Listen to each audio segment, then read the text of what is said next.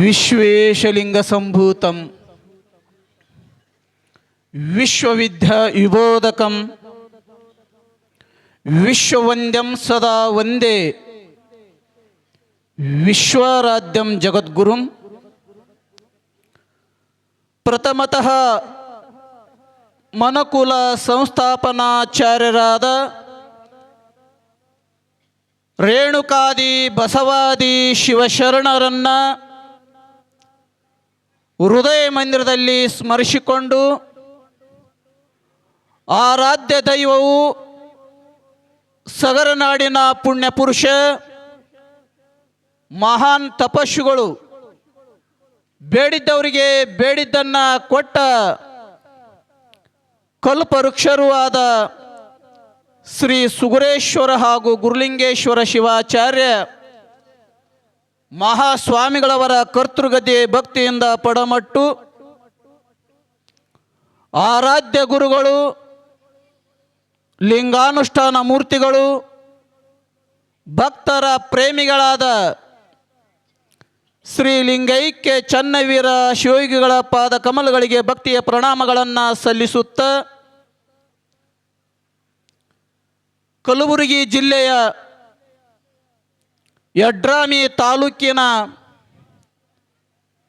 ಸುಕ್ಷೇತ್ರ ಮಾಗಣಿಗೇರಿಯ ಕರ್ತೃಗದ್ದಿಗೆ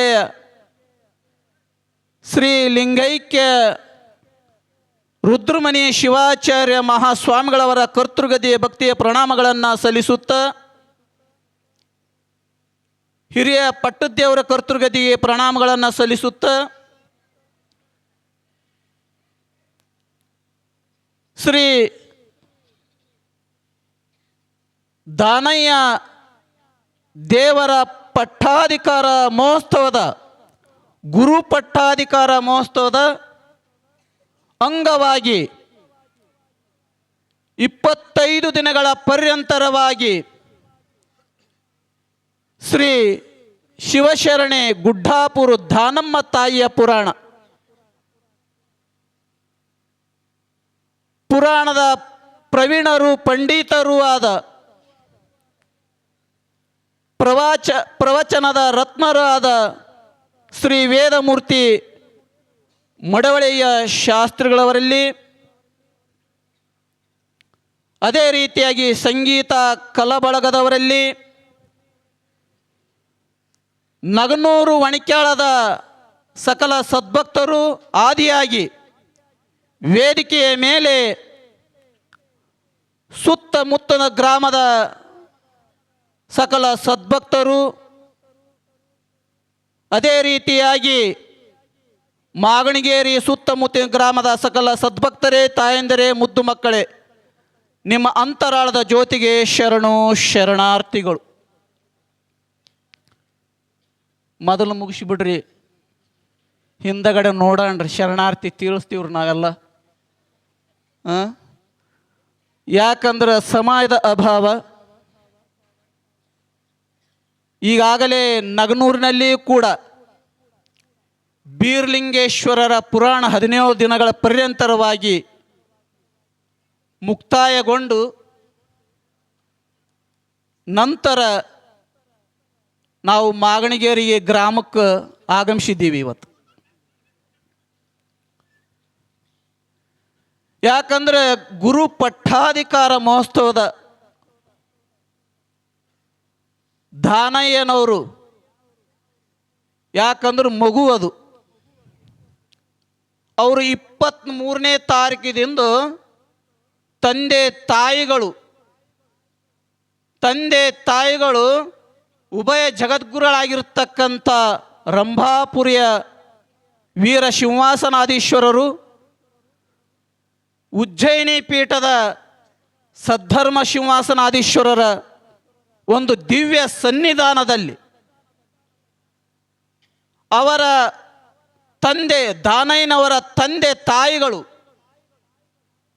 ನಿಮ್ಮ ಮಾಗಣಿಗೇರಿಯ ಗ್ರಾಮದ ಹಿರೇಮಠಕ್ಕೆ ರುದ್ರಮುನಿ ಶಿವಾಚಾರ್ಯರ ಒಂದು ಮಠಕ್ಕೆ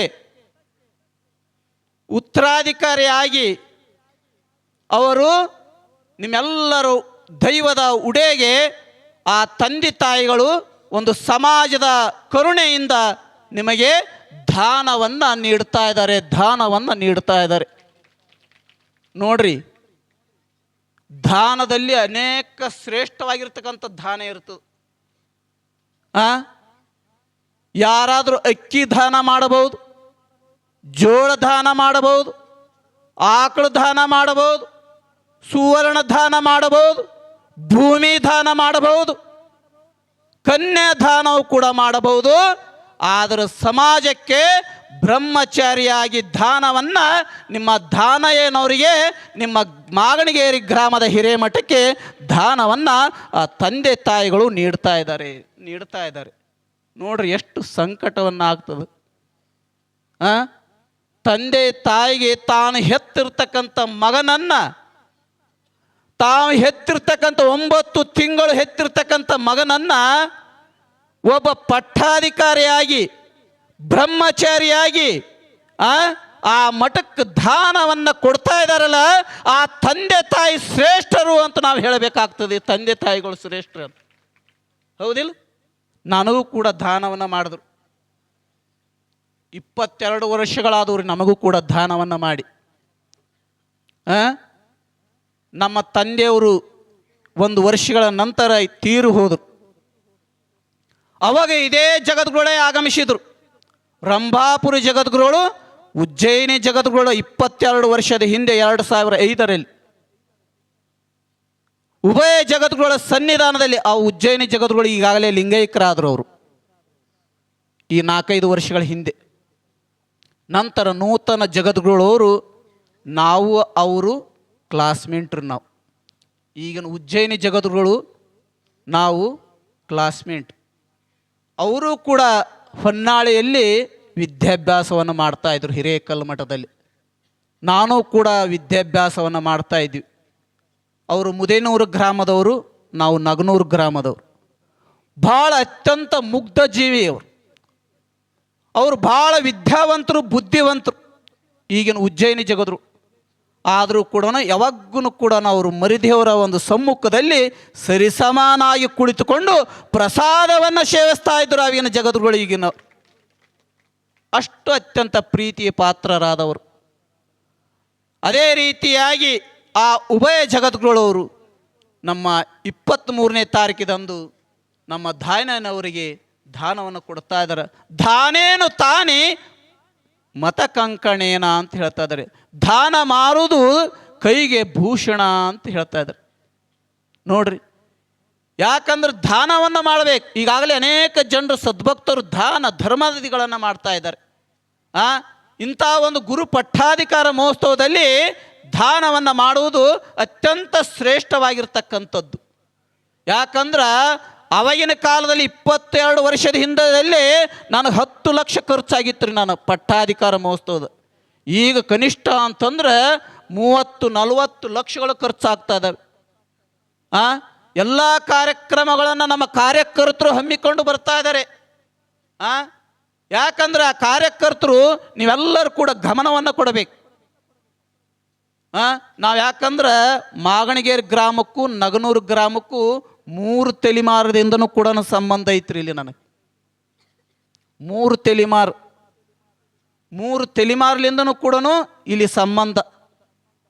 ನಾವು 4 ಮಂದಿ ನಮ್ಮ ಮನೆ ಹೆಣ್ಣು ಮಕ್ಕಳು ಇಲ್ಲಿಗೆ ಕೊಟ್ಟಿದ್ದೀವಿ. ನಾವು 2 ಹೆಣ್ಮಕ್ಳನ್ನ ಅಲ್ಲಿಗೆ ತೊಗೊಂಡಿದ್ದೀವಿ. ನಿಮಗೆಲ್ಲ ಗೊತ್ತಿರಬೇಕು. ಮೇಲಿನ